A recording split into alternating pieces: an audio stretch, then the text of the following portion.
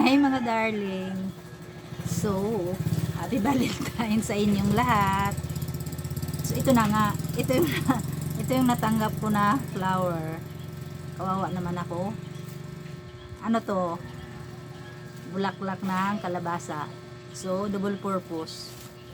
Binigyan ako nito. Sabay gugulayin ko mamaya. Kaya tanggalin. Ay no, nakakatuwa. Pero no, ang dami-dami Sabi ko nga na hindi ako maggulay kasi wala nga akong time maggulay. Eh sabi na ilagay mo na muna sa ref. O, sige, sabi ko mamaya ako nagulayin niya ng panghapunan. Sarap to sa munggo. O di ba? Double purpose. Libre naman bigay. Sabi ko nga bibidyo ko para kahit papano may pang-update ako kay Lolo. Wala na akong kabidyo-bidyo eh. Tinatamad na ako. Nakatamad. Kasi nga, parang hindi umuusog. Ayun. First time ko to maggulay ng ganito. Ay, hindi. Sa probinsya pa ako dati. Sa amin, nung hindi pa ako nakapag-abroad. Nagulay pala kami ng ganito. Lagay natin dito.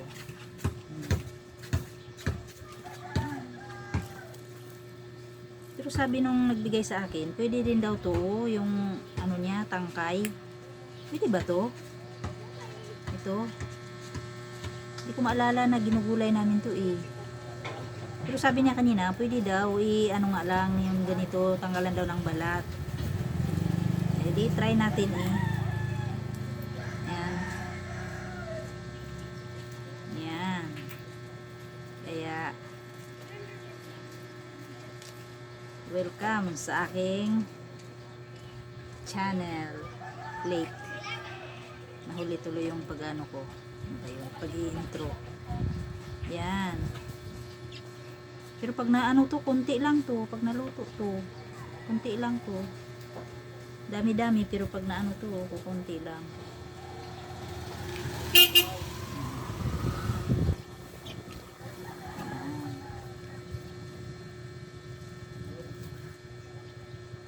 May munggo naman ako dito eh.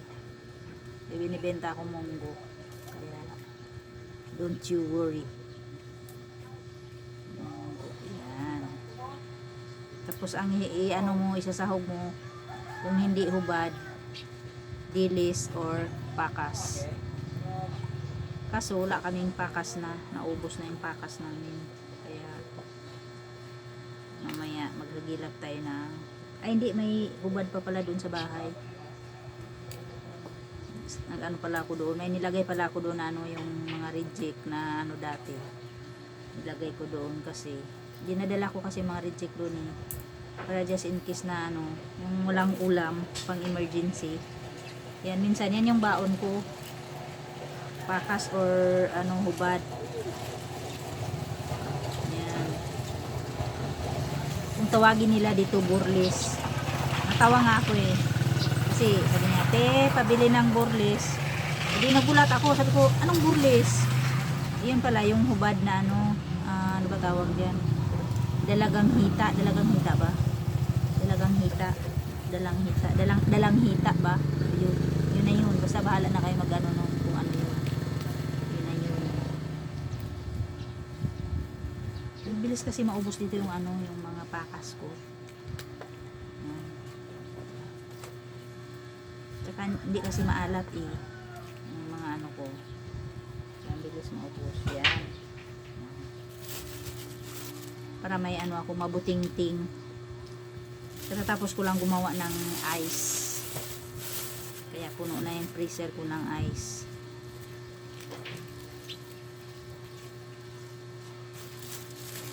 Pwede ako magbinta ng ice kasi wala kaming isda.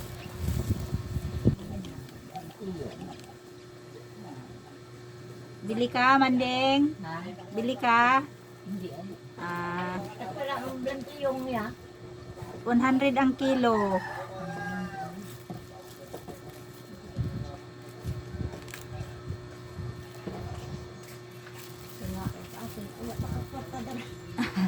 Adi, mamaya balik mo. Oo. Kuha ka? Nga lang. Kuha lang, o sige. Sura niya ko lang. So yun na nga, naputol yung ano ko video. May bumili kasi ng ano.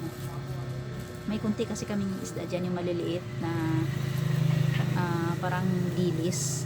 Biyong ba tawag, ewan ko. Ayun, may bumili. Kalahati. Kaya, ayun. Kunti lang naman yan. Walang siguro yan, mga 5 kilo. So, tuloy natin ang chika-chika. Ito na nga. Tagal na akong hindi nakakain ito ba? Gulayin ko to kasi maaga lang ako mamaya.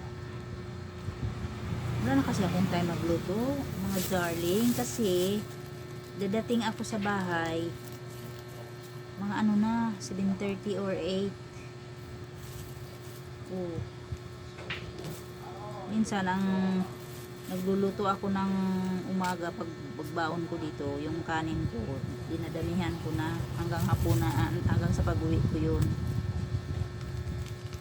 para hindi na ako ulam na lang ang poproblemahin ko, lutuin. Kaya sakto pa ako nito, nilaga pa ng munggo. Hindi man alam kung ano masarap dito na ibang ihalo. Ano?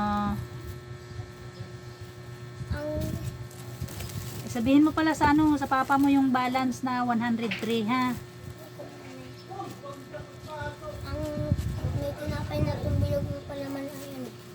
Wala na dyan, may isa pa dyan kanina Ayan o, yan. Yan. Isa lang.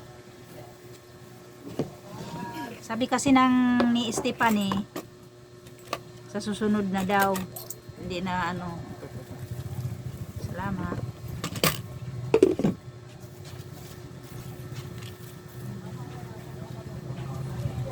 Kasi minsan nakakainis yung mga tao dito. Pasensya talagang yung pag sa tindahan ka. Kasi biruin mo, uutang yan. Tuwing bibili, dyan yan sa'yo, bibili.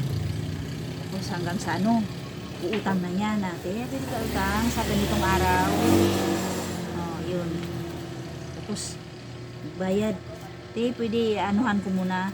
Magda-down lang ako ng ganito. Tapos pagka nun, hindi na yan bibili sa'yo. Iiwas-iwas na yun. Kaya hindi mo na masabi na ma-remind na ganito ganyan yung balance mo. Kaya minsan ang ginagawa ko, yung kung sino yung mga kapatid or kamag-anak, binibilin ko yan, sabi ko na pakisabi naman kay na paki-remind naman yung may balance pa siya dito or may pa siya dito lista, para hindi naman masyado ganun. Nakikita ko dumadaan diyan, pero alangan naman na haharangin ko na, uy, utang mo. Parang nakakabastos yung ganun. Kaya inaantay ko na tulad nung sino ba yun yung buti yung kapatid niya lagi bumili ng sigarilyo dito. May utang na isang gin. Edi 75 din yun. Magkano lang ang tubo ko sa isang karton? 120 lang. Di bawasan pa ng 75, di wala na. Buti kung isang karton 2 araw lang mauubos. Hindi na, linggo din ang abutin. Di yun binilin ko, sabi ko na pakisabi naman sa kay na may pa siya dito. Matagal na yun ba, nung December pa. Ayun, nga ilang araw hanggang sabi niya, ate, may pala ako dito. Sabi ko, oo. Kaya nga sabi ko, pinaremind ko kay sa kapatid mo. Ayun, binayaran sa awa ng Diyos. Plastic na yan. May mga amisya. Pag nakautang na, may mga amisya. Utang pa more. Inang hirap. Inang kung sa Bisaya pa, utang lipay-lipay, bayad likay-likay na. Kaya kadalasan may nakikita kaya ako na pinapa-skill na karatula sa nila, harap ng tindahan na bawal lang utang.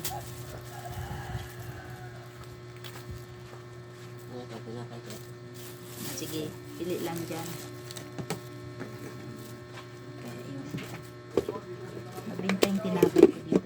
nasa kantuhan talaga ako. Tapos dito sa likod bilya. Saka sigarilyo. Yan ang mabili sa akin.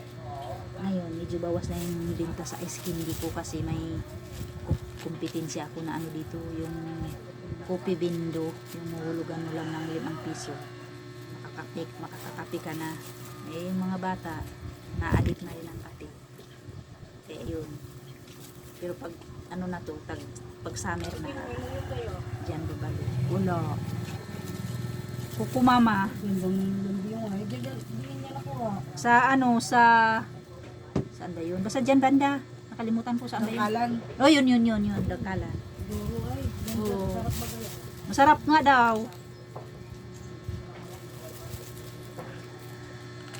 Yun. Naghanap ng nyug. Ang hirap ng nyug dito. Ang hirap ng nyug. Kahit nga yung ready to na nasa pack na gata, mabinta din eh. Kaya kapital lang talaga yung kulang. Kasi kami sa akin hindi pa masyado kumpleto eh yung paninda ko. Sa tulad ng mga dilata, kulang-kulang pa yung mga dilata ko. Mga luncheon meat, wala pa ako niyan. Mga tawag niyan, yung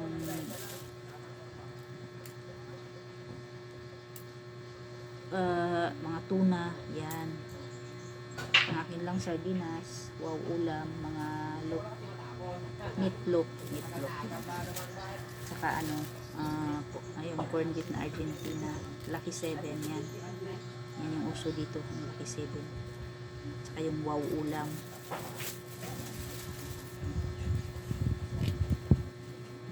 Yun, malapit ko na matapos maano.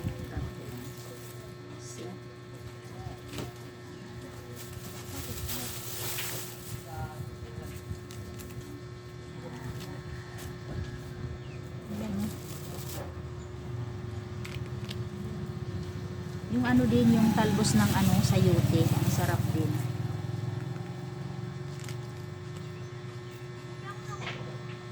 Talbos. Pag naluto to, kunting-kunti lang to.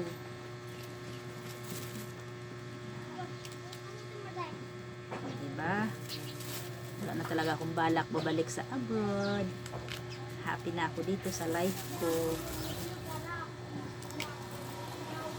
Pero kung siguro, kung hindi ako nagtindahan, makaano din siguro ako nababalik. Kasi boring, tapos maubusan ka ng pera. Eh, pag nagtindahan ka kasi, lagi kang may hawak na pera. Kahit pa paano, mabibili ko naman yung gusto ko din na bilhin kahit pa paano. Kumikita ang kabuhayan. Bigas pa nga yung ko eh. Kasi kunti-kunti lang yung bigas ko. Pag lang, isang sako. Yan. Per kilo lang yung benta-benta ko. Hindi tulad ng iba na sako-sako talaga. Binibenta. Walang kapital eh. Tama.